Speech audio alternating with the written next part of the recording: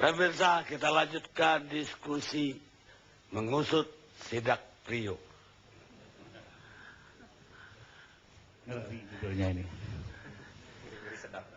Pak Priyo, dari mana Pak Priyo tahu bahwa ada yang menggerakkan wartawan untuk memberitakan kasus ini? Mas Karni, kalau saya boleh berbohong, gimana kalau pertanyaannya bukan yang berat-berat begitu? Ini ringan kan? Jadi, dari mana curiganya ya, mulai?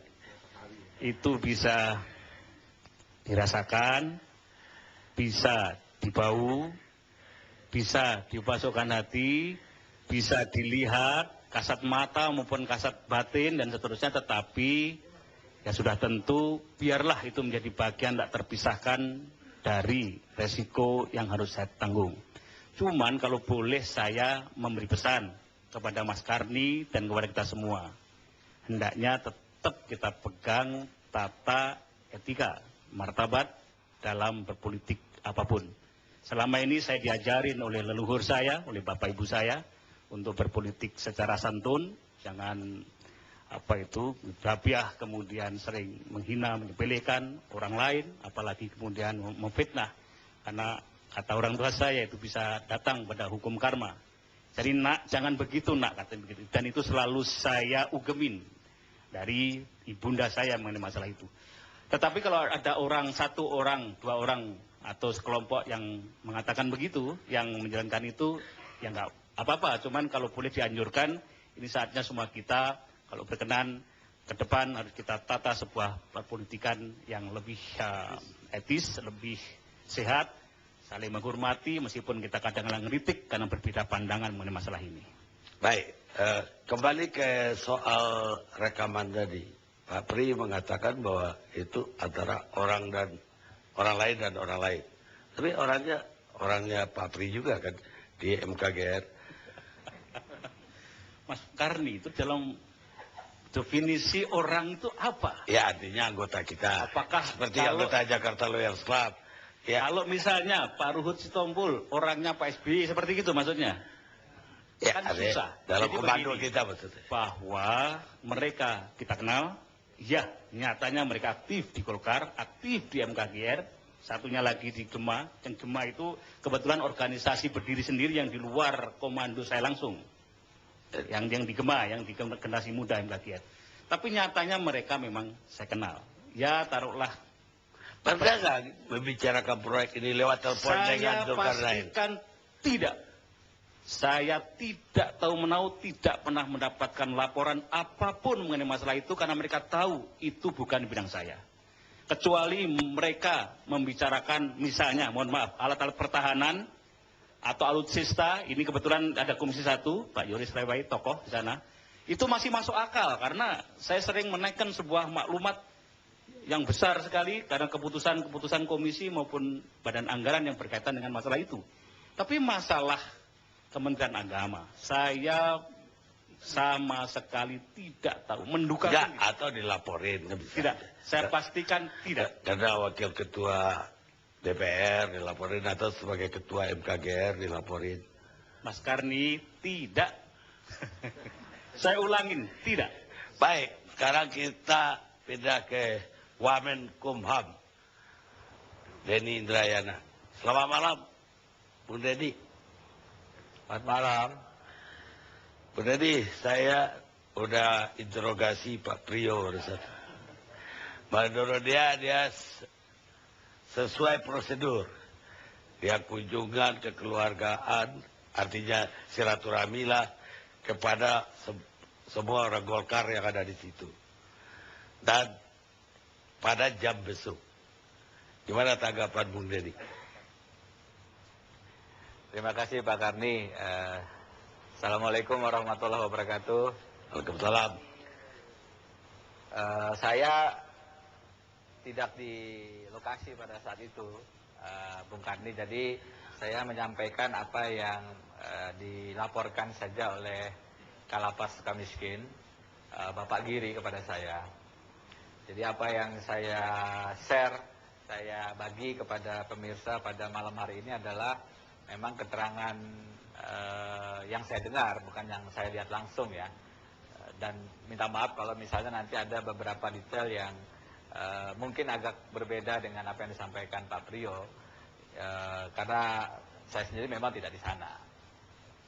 Pertama, pada hari Sabtu siang itu memang Kalapas Sukamiskin menyampaikan kepada saya ada tokoh politik yang ingin berkunjung. Saya sampaikan siapa? Pak Priyo, Pak, Wakil Ketua DPR. Baik, untuk maksud apa? Mau ketemu dengan FAT, Pak, begitu. Saya bilang, saya nggak terlalu paham ini FAT ini siapa, jadi saya katakan saja, silahkan dilakukan sesuai dengan aturan yang ada saja, tidak ada perlakuan yang berbeda, tegakkan SOP, Standard Operating Procedures dalam kunjungan, dalam besuk. Dan saya tegaskan juga memang jangan diberi ruangan khusus, ada ruang kunjungan ya di situ saja, supaya kemudian sama dengan pengunjung-pengunjung yang lain. Saya permisi kepada Pak Priyo karena ya memang seperti itulah aturan besuk yang kami terapkan di semua lapas rutan untuk menghindari ada penyimpangan-penyimpangan. Ya, pertemuan di ruang besuk sebagaimana yang tadi disampaikan oleh Pak Priyo. Itu yang saya dilaporkan oleh Pak Giri dan itu yang kemudian kami komunikasikan, Pak Karni. Apa ada pelanggaran SOP, misalnya lewat waktu atau melebihi yang diizinkan? Sebenarnya sedikit ya. Tadi sudah disampaikan oleh Pak Priyo juga. Memang Pak Giri mengatakan tadi sebenarnya agak lewat waktu, Pak, saya mohon izin. Tidak ada yang berani menegur karena ini bagaimanapun adalah Wakil Ketua DPR. Tapi akhirnya saya sendiri yang menyampaikan kepada Pak Priyo, Pak, ini sudah lewat dari jamnya. Dan Pak Priyo mengatakan, oh iya maaf, saya segera meninggalkan tempat. Kira-kira begitulah. Jadi kalaupun itu ada penyimpangan seperti kata Pak Menteri, ya masih dalam batas yang kami bisa terima, toleransi. Pak Priyo sendiri pada saat diingatkan juga tidak keberatan untuk segera meninggalkan Lapas Sukamiskin. Bu Dedi mengingatkan Pak Priyo itu lewat telepon atau lewat SMS atau? Oh bukan saya, Pak Karni. Yang menyampaikan bahwa jam besuk sudah selesai itu Pak Giri. Pak Giri sendiri. Dan dia menyampaikan, ya Pak Giri Kalapas Sukamiskin. Dan dia kemudian menyampaikan ke saya setelah Pak Priyo-nya meninggalkan tempat. Jadi dia katakan, Pak, tadi Pak Priyo sudah selesai melakukan kunjungan, agak lewat sedikit, saya sempat menegur karena kurang nyaman sudah lewat waktu, kira-kira begitu. Jadi setelah proses selesai. Apa SOP-nya kalau ada tamu penting atau apa, itu harus lapor ke Wakil Menkumham? Oh tidak. Tetapi begini, bahwa saya dengan Pak Menteri, dengan Dirjen Pemasyarakatan, dengan kalapas-kalapas kami selalu berkoordinasi, itu saya pikir wajar. Apalagi terkait dengan Sukamiskin, yang memang sekarang sedang menjadi kebijakan kami untuk agar pengawasannya lebih mudah, napi-napi korupsi ditempatkan di Sukamiskin. Salah satu yang kami sampaikan kepada Kalapas adalah jangan sungkan-sungkan untuk berkoordinasi, jangan sungkan-sungkan untuk menjalin komunikasi. Jadi apa yang dilakukan Pak Giri adalah wajar saja untuk menyampaikan hal-hal yang menurut beliau mungkin penting untuk kami ketahui. Saya juga kemudian melaporkan hal yang sama kepada Menteri, Pak Amir Samsudin. Jadi kami menjaga koordinasi, menjaga komunikasi semacam itu. Jadi artinya apa yang terjadi itu sebetulnya masih dalam batas-batas toleransi menurut Pak Dedi? Kalau besuknya, jamnya itu sebenarnya tidak terlalu kami persoalkan. Mungkin yang dari tadi saya dengar dipertanyakan kepada Pak Priyo adalah apakah bertemu PAT dan lain-lain, itu silakan dinilai saja. Kalau dari sisi kami, memang beliau pada saat datang, Kalapas mengatakan ingin ketemu FAT, kemudian di ruang besuk yang terbuka itu akhirnya bergabung memang beberapa napi korupsi yang lain seperti yang disampaikan tadi. Jadi dari sisi itu sih kunjungan besuk dari Wakil Ketua DPR adalah hal yang tidak terlalu persoalan sebenarnya. Tetapi orang mungkin menyoal kenapa tadi ketemu Fat, dan saya tidak ingin masuk menilai hal itu. Apa benar Bung Denny perintahkan Kalapas ngambil fotonya Pak Priyo ketika mau keluar? Tidak. Jadi beliau kemudian meminta agar minta izin untuk memberikan laporan kepada saya. Ya. Dan foto yang diambil kemudian disampaikan kepada kami. Jadi Pak, ini fotonya tadi kunjungannya begini-begini. Jadi bentuk laporan dari Kalapas kepada saya. Oh, bukan atas perintah. Enggak, ngapain. Baik, terima kasih sementara Bung Denny. Kalau ada lagi nanti saya kasih kabar Bung Denny. Ada tanggapan dari Pak Pri? Terima kasih Mas Denny, beliau adik kelas saya di Gajah Mada, sama-sama aktivis. Adik kelasnya selisih 10 tahun? Enggak, 2-3 tahun. Oke. Tapi saya senang dia adalah profesor.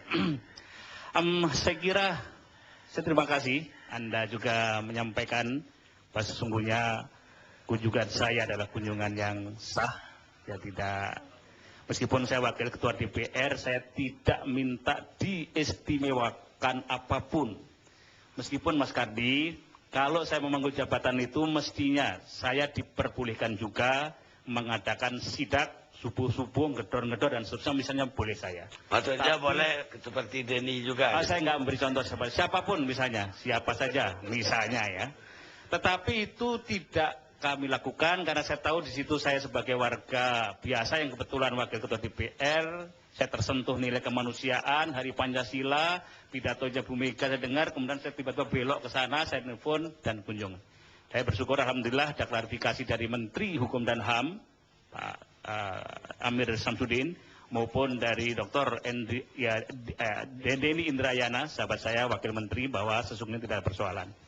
Yang mungkin yang kaget saya satu, itu fotonya harus beredar di depan umum. Saya sebenarnya mestinya harus diberitahu itu.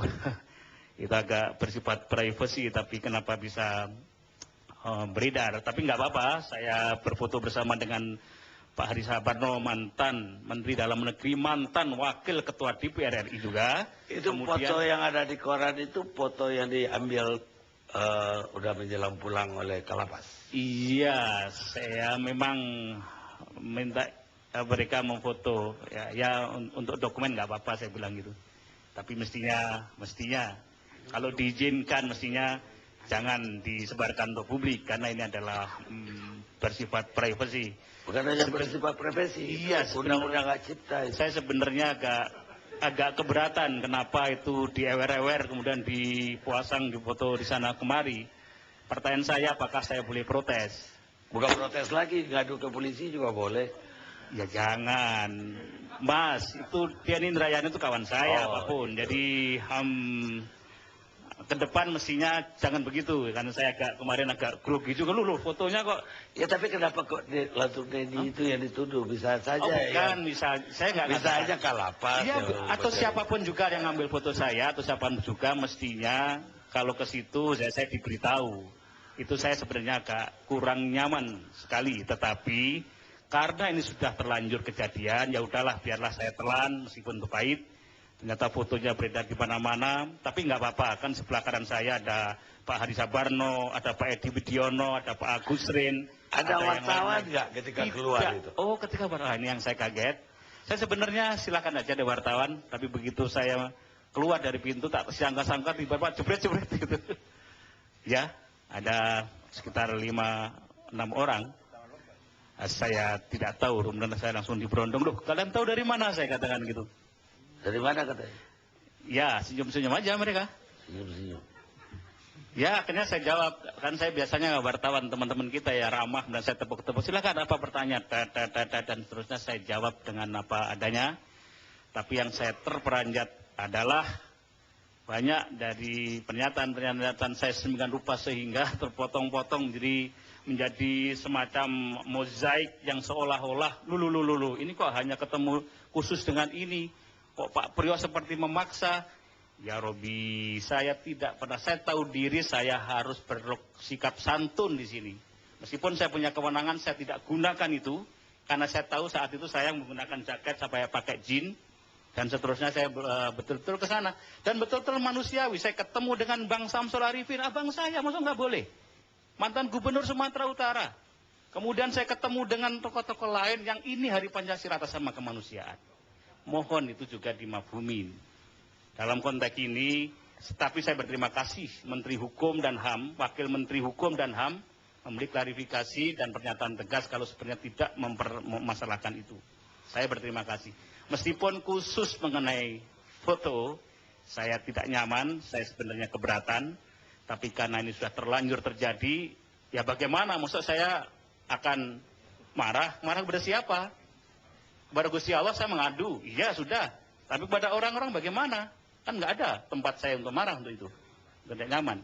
Biarlah itu menjadi bagian dari nasib yang harus saya terima pada hari-hari 3 belakangan ini. Kita rehat sejenak pemirsa.